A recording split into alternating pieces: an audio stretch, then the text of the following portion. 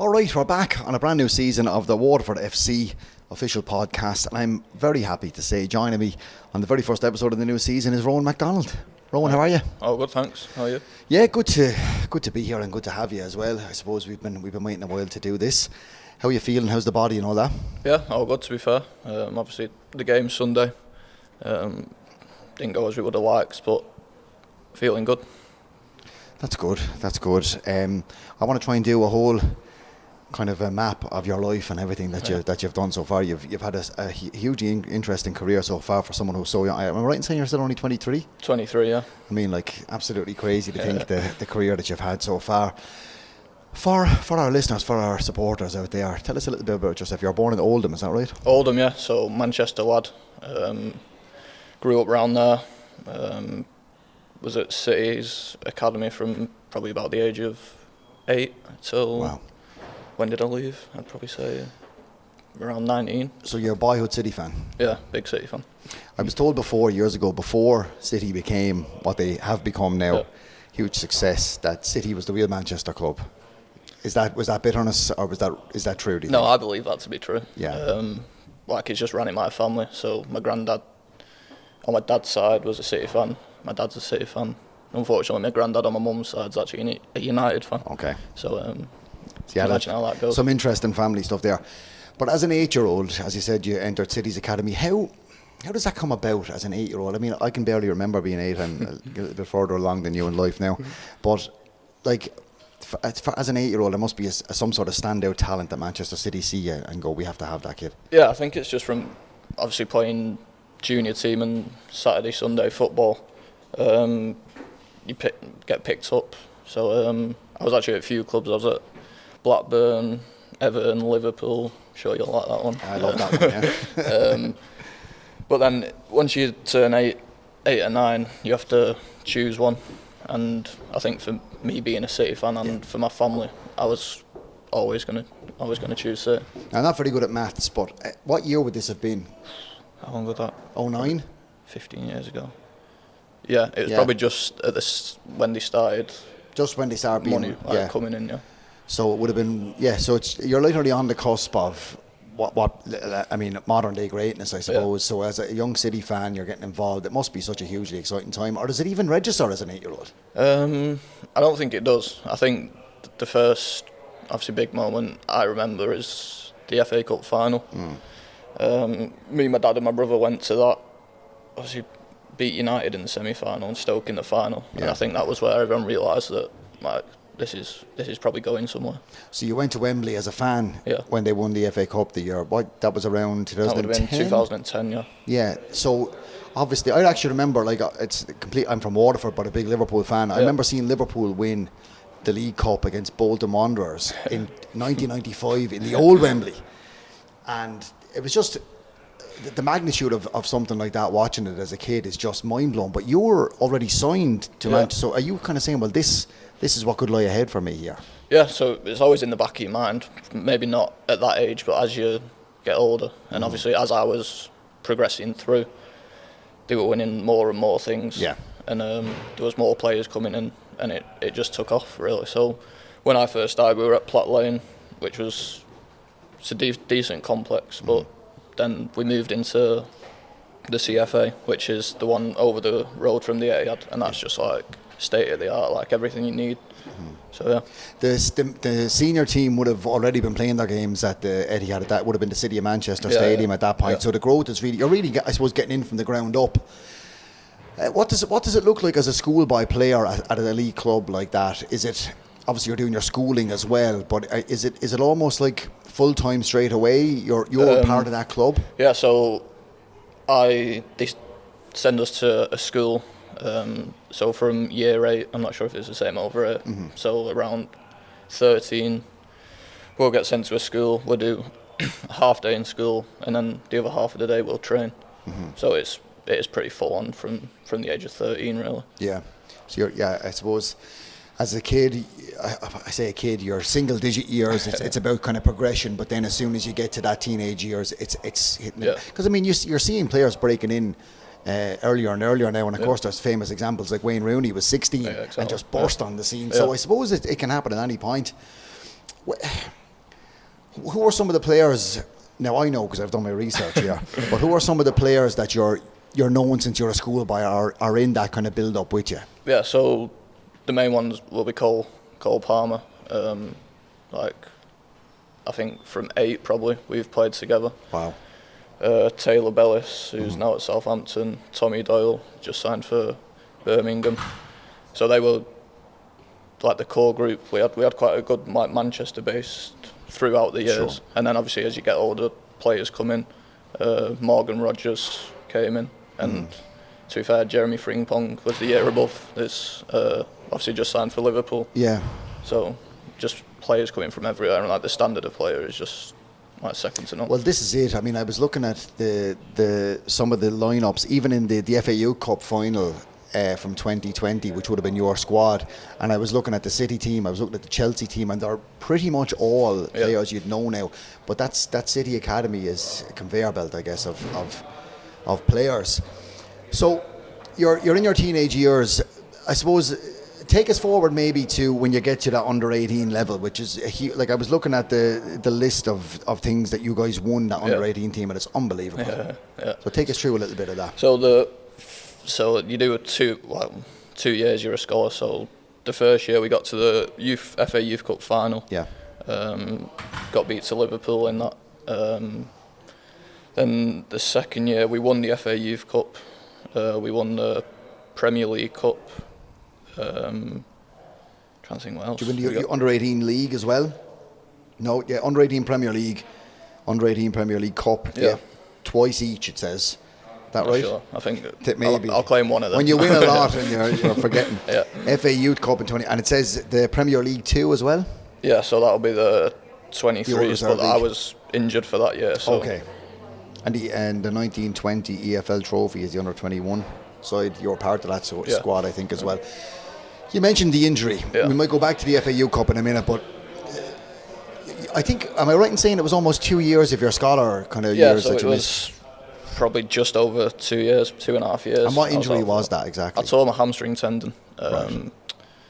But yeah, it was a nightmare. So I did it just after lockdown. A group of us got called to train with the first team, and obviously been trying to stay fit during lockdown, but going into that environment from not really doing much, and I've just set off to sprint, and I was like, something not right there. So I've gone into the physios, and for a while they didn't actually know what it was. So I've seen a few different people, and they were saying, "Oh, we're not sure what it is." And then I finally seen one guy, and he was like, "Yeah, you've torn your hamstring tendon." Had an operation on it, and then just did the rehab from them. But yeah, it took a while. Yeah, it must have been a fairly serious injury. I mean, you've mentioned that they didn't know what it was. And when you think, I mean, we're sitting here in Volkswagen Waterford, a lovely premises, beautiful and everything. But when you think about the doctors that must be there, like the top of the range stuff, and they can't even identify the issue, that must be, I mean, frustrating first of all, but maybe worrying a little bit as well. Yeah, no, definitely. Like, I can't fault the people involved with it, because they were doing everything to try and find out what it was. But luckily, someone did find out what it was, and the physio, Paddy Keeling and Will Whitney, the sports scientist, I'd like to give a shout out to them, because to be honest, there was points where I thought, like, I'm not coming back from this. Really? Like, yeah, and there was times where I thought, obviously being out that long, like, you are thinking, like, am I ever going to get back? Yeah. And it is tough being in the gym every day, but them two especially kept me going, obviously my family and stuff. Sure. Because there would be days where I come home and I'd be like, Mum, to my mum, my brother, like my dad, like, I don't think I can actually do this anymore. But they would keep me going, which thankfully they did. Because I think it's something that I think people can overlook. Footballers get so many injuries, and we read about it, and people play FIFA and Football Manager, and all it looks like is a number on a screen for when you can use that player again or whatever. But as an actual professional, I don't think people realise the gravity of it, and you're not even a full professional at that point. You're still a schoolboy. Still waiting to come through. Well, it's probably I think everyone else will have one injury in the career, which is quite a substantial injury. But I think it was just the timing that it was like, that's when you want to be breaking into first team football. There was a few loans that were talked about that was meant to happen, and obviously that hindered them. But I think just the timing was not great. Yeah. Is there anyone that you'd even mention that was maybe involved in that? There was a few clubs, yeah. Okay. So there was a few abroad. So City used to be linked to a team called NAC Breda in Holland,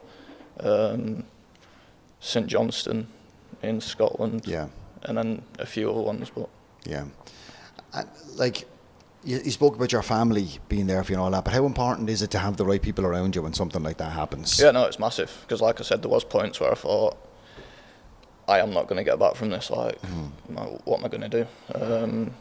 My mum, obviously, a massive factor in keeping me going, and I owe her like everything. I'm thankful that she did. So it's always important to be surrounded by the right people, but it starts with family as well. But we go back to the Youth Cup for a minute, because if you're a big football fan, I think, right? Like I'm a big football fan before I even started working in football. My dad is a huge football fan, so my dad would have ingrained this stuff in me. But one thing we used to do was we'd get a program from a game, and he'd go like, now this is the youth team, and they've just won and we'd kind of go through, or even you'd look back at all the youth teams and stuff like that. But that FA Youth Cup is I won't say a holy grail, but it's like a kind of it's a real stepping stone, isn't it? Yeah, no, it's definitely massive, and I think all the academies in England treat it as it is massive. Yeah. Like, we were told the importance of winning that, and teams that have won that in the past, and the players that have won that.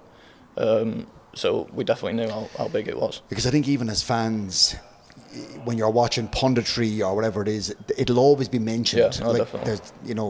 there's, they were part of that FA Youth Cup winning team. You'll always hear that from homegrown players. So how disappointing was it as a squad to fall short to Liverpool in 2019, first of all? Yeah, so trying to think who we beat. I think we beat West Brom maybe in the semi-final. Got Liverpool in the final. We did batter them, to be fair. It happens. Yeah. Do you know Bobby Duncan actually scored the winner, who was previously at City and went to Liverpool. Went to penalties. Yeah, he went to penalties. Got beat on penalties. So did you take a pen? No, I didn't actually. Okay. I did put my hand up, just didn't get picked. You did put your hand up, because that was going to be my next question. Did you put your hand up? Because it's a hard thing to do. So look, it's a hugely successful time, obviously, and then you're seeing, like, we just go back to some, because we're mentioning some of the players there. I mean, it's a who's who, like Cole Palmer, even alone. Yeah. Like, you're seeing him now. Did you think that was going to happen for him? Or is it hard to know because everyone is kind of at a certain level? It is hard to know, but I'd be lying if I said I thought he'd do as well as he is doing straight away. Yeah. He's obviously got like unbelievable talent, and he has got a great mentality. But I thought, obviously, it's brave to leave City, and obviously sign for a massive club in Chelsea. But to take off as he did, I didn't see him doing that. But like, fair play to him. Do you know what I mean? And it's funny because we hear about it from Irish players quite a bit when we, an Irish player goes abroad and they hit. Now, you could probably count on both hands the amount of hugely successful Irish players. Now, there's been a lot of successful, definitely. But sometimes you see these ones that are hugely successful, and you'll hear old coaches talking about them, and quite often it's like, I really didn't think this was the guy who was going to go. So it's funny how it happens. Yeah, no, there is players that I've played with or played against, and you'll see him and you'll be like, oh, like, he's ended up there. Yeah. Like, fair play to him. He's done really well for himself. Sure. But I think with Cole, he was tiny when he was young. Right. So I think his development through the academy was a bit slower, but then he stayed down a year with the under-18s. Okay. He was captain of that squad and did really well. Yeah. And then literally skipped the under-23s and went straight into the first team and then took off from there. So, is it there's kind of a football pedigree, but when I see you play anyway, it's almost like that's ingrained from the academy. Yeah. Would I be right in saying that? Yeah, no, so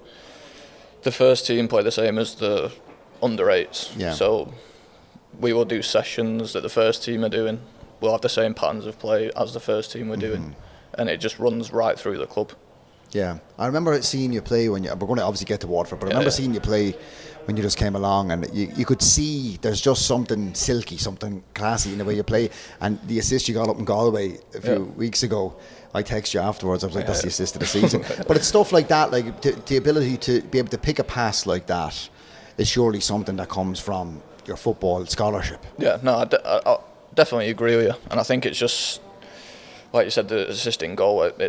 That comes from the movement from Podge. If Podge doesn't make that run, like, I'm not going to find that pass. So I think it's, especially the way I play, I think if there's stuff going on around me and people making runs, then I'll try and pick them out. But again, to that point, I mean, you have someone like Podge. Podge's football pedigree, his CV speaks for himself. Yeah, no, when you have someone as experienced as Podge and such an unbelievable football brain as Podge, and like, no, listen, I'm older than Podge, I'm not saying it like that, but like then you have someone who's 23 who's able to spot a pass like that. There's something, that's a unique skill to have. No, it's like speaking about Podge, I think like his career is just unbelievable. Like over 800 games now, and anyone in football would bite your hand off for that. Like if I played 800 games, I'd be over the moon with that. Like we've been talking about City there, but I'd drop all that to have 800 professional games like under my belt. It's just unreal. And I'm what a pro as well. And like the thing that made me, I won't say laugh, but the thing that surprised me the most is he contacted us and went, I think I've just played my 800 game. Like he didn't know even. I know. It's mad. Well, he's probably playing that much. He's lost count, you know what I mean? Sure. So.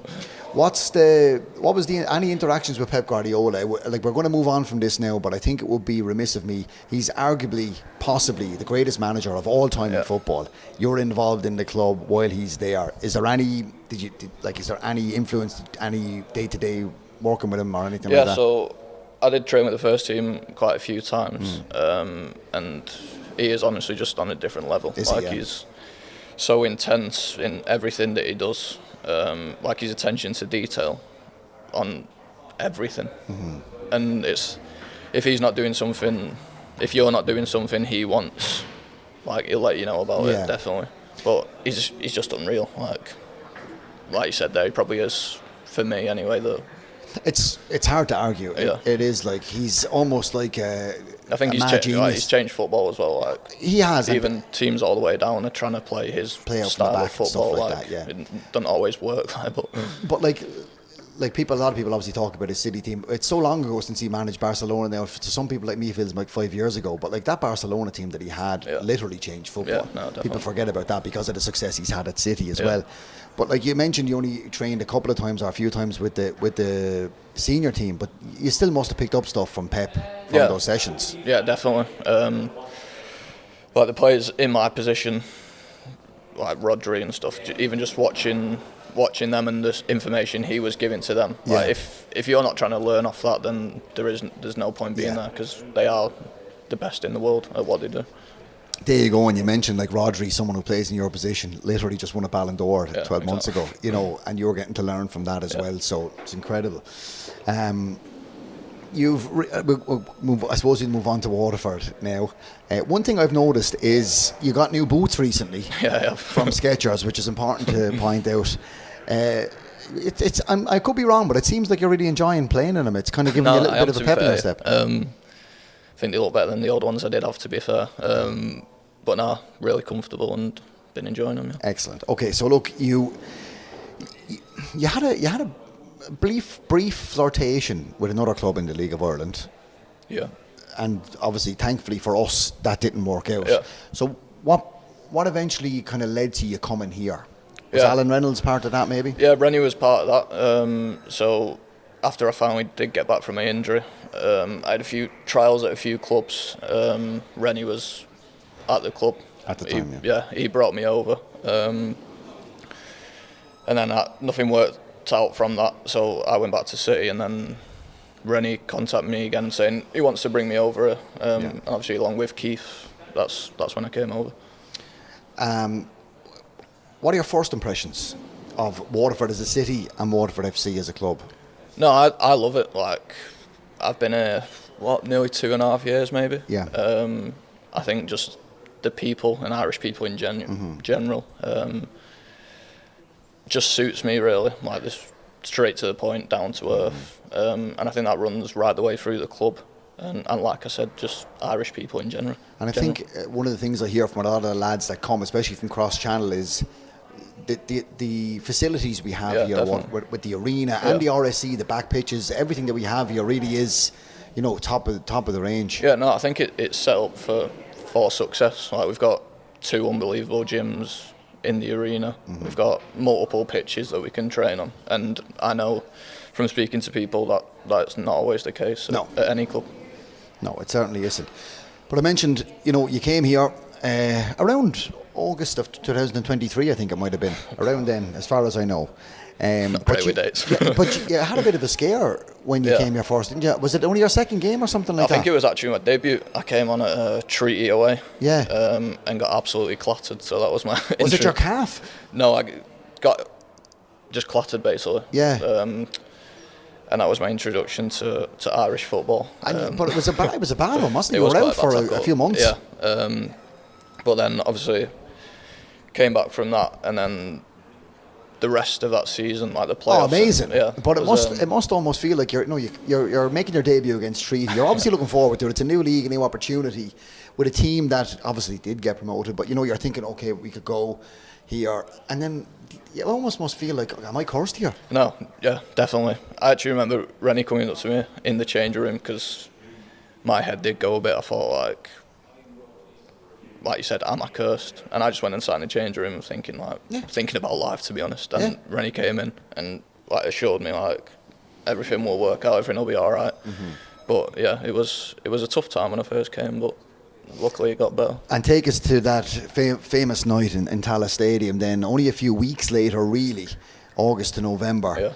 Yeah. It must then, as Rennie said, it'll all work out. That must have been justification for you. That was an incredible night. Yeah, no, it was so good. That was, I'd probably say, one of the best nights of my life, definitely my footballing career. I think it just meant so much to everyone, and we did feel as a squad going into the game that we could get the job done, but you're never sure.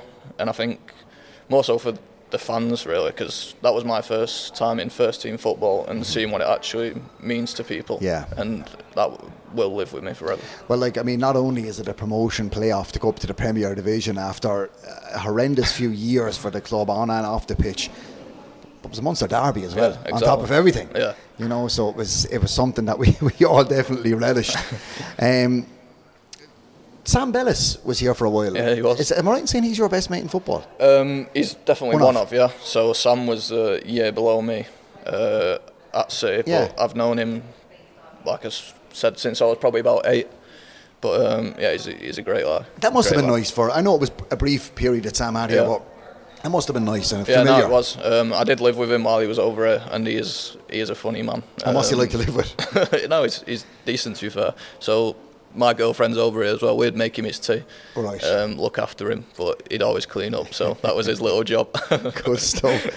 What about, you mentioned your girlfriend is over here, but that's one thing I was going to say, is that you really seem immersed in the life here in Waterford. Your girlfriend is over with you, she's working here in town, she's her own life here as well. You've really you've really built a life here. Yeah, no, definitely. I think she's important for me, and she loves it here as well. She's got Irish family. Does she? So she likes it here. I obviously like it here. She's got a job here, and we're very happy.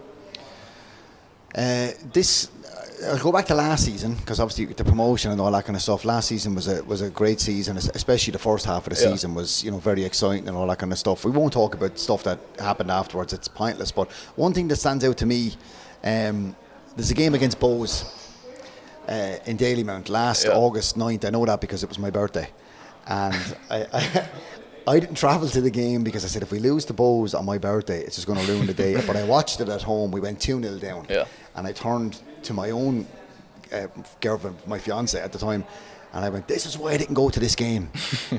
But obviously, it was an incredible night. But you scored on the night as well. Yeah, I am claiming that. Was that your first goal for a club? Yeah. I'm not sure if everyone give it me. No, we're giving it to you. I'm definitely taking it. So it was Bags who whips it in. I got a little flick on it. came off someone else and went in, and then Glenfield. Yeah, Glenfield with that winner. Yeah, got the winner. That was a really good night. Yeah. Of course, I regretted not going for it. It was a lovely birthday present, but it would have been lovely to be there. But you mentioned it was your first time involved in the first team, in a first team setup when we got promoted. Yeah. Was that your first senior goal then? It would have been, yeah. Wow. Yeah. And they're trying to take it off you. I know. Disgraceful. But also to kind of bookend that, you then also scored the very first goal of this season. Yeah. A big good quick question. That no one's taking that off you. I know. So it was good to obviously start the season like that. That's something I would like to add to my game. Yeah, that was going to be my next question. Just getting further forward and like trying my luck. Do you know what I mean?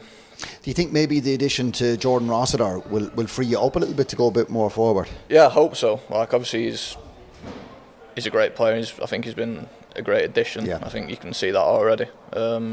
We are quite similar, but like I said, I think it does allow me to push forward when me and him play together. Because I think that strike against Sligo at the start of the season shows you've got an eye for a goal. It's a great finish. Yeah. I mean, Sarge would have to agree that it's a great finish. A previous guest on this podcast. Yeah. But it was. He spoke to me after the game actually. He said he wasn't happy with me, but.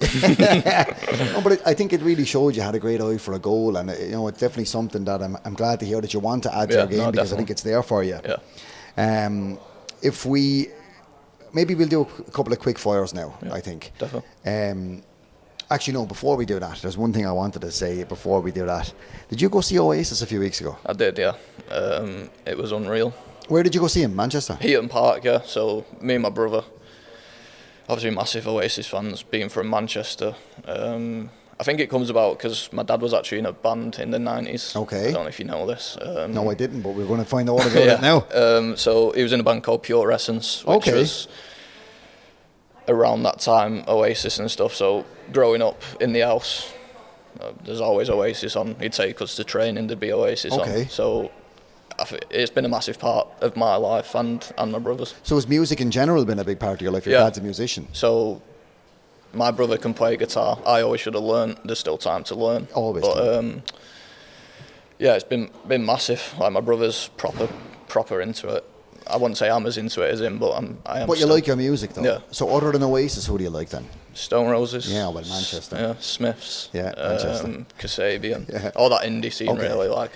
But I mean, that's my scene as well. Yeah. So I like that.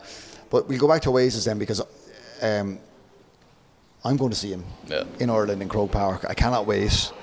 I've been an Oasis fan my whole life. I've never seen them play together. I've seen Noel separately. I've seen Liam separately. But you saw him in Manchester on this reunion tour. It must have been unbelievable. Yeah, no, like obviously I'm only young, so I'm one of the ones that has never got a chance to see them. So as soon as they announced they were coming back, it was how can we get tickets? And look, we managed to get some.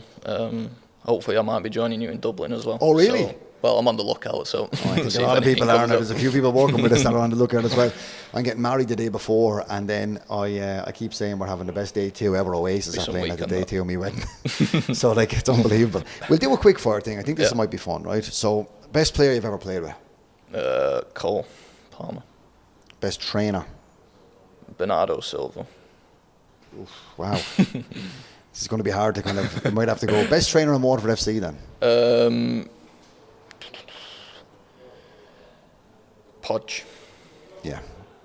Messiest player you've lived with? To be fair, the lads I have lived with are all quite clean. They must still be with the club then if he doesn't want to say. But I'll throw Sam under the bus. Sam Bellis. Sam, yeah, I thought that's what you were going to say. That was an easy one for you. Centre half or centre midfield? Centre mid. How do you feel about playing centre half? I do enjoy it. I think as I get older and a bit more experienced, I think that's something that could crop up again. Yeah, I was going to say, because you've deputised there, with Big Casper being injured and stuff like that, and done quite well. Yeah. So it's something you maybe see going forward. Yeah, no, definitely. I do enjoy playing there. I think you know the position. Yeah, I have played there previously, and I think, especially if we're looking to control the ball, that's something that I enjoy. Obviously, being on the ball and the way football's going now, centre halves do quite get a lot of the ball. So yeah. Liam or Noel?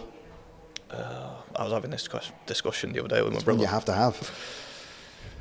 I would say Liam for.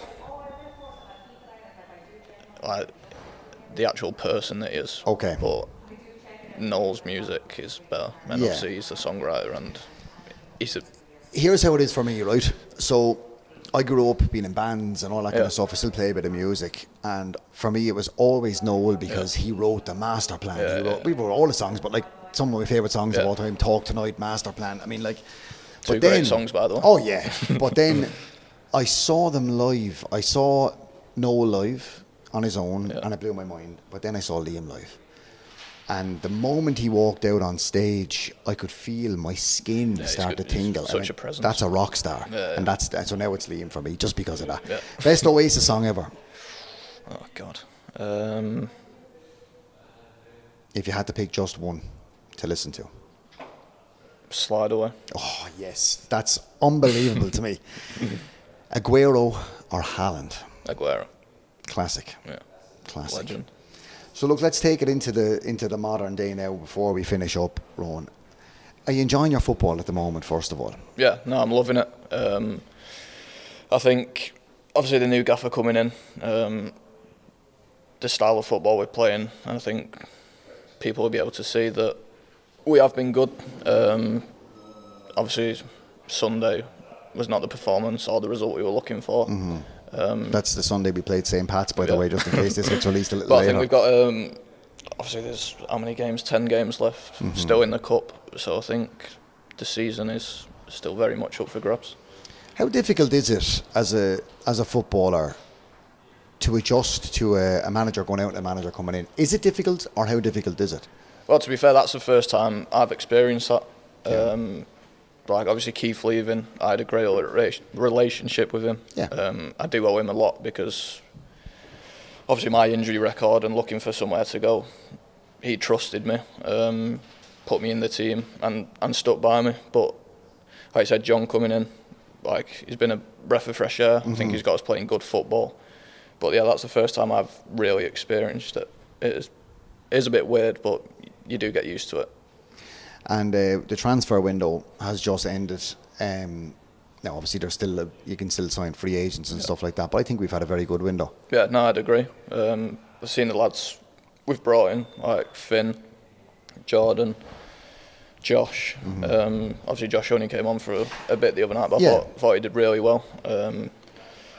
Jordan, I think everyone can see what he's about. He is a good player, he's had a good career. And I think Finn is exciting. I think he's already delivered a few balls into the box, which is something the gaffer wants, and something, if we've got Podge and Tommy up there, they need the service. Yeah, I've seen, Finn's only made a couple of appearances so far, but even if you take that Pats game in isolation, it's now becoming almost a thing already that when he receives the ball, it's almost this in the stand to see what's about to happen, just moving forward in my seat there. I definitely think, and you can, this is maybe a loaded question, but it seems that we're stronger now, and there seems to be a lot in this team. Yeah, no, I agree. I think previously, like I'm talking last year, this year, sometimes the bench won't be as strong as we wanted it to be. I think now, like, you look to the bench and you think, like, there's people that can come on to really impact the game. Yeah. So we're due to release this podcast next week when we're going away to Cork, Rowan. Munster Derby in the Cup. Yeah. I mean, that's the kind of mouth-water and draw you want, isn't it? Yeah, no, we're all really looking forward to that. I think from playing in games against Cork, we know what it means to the fans.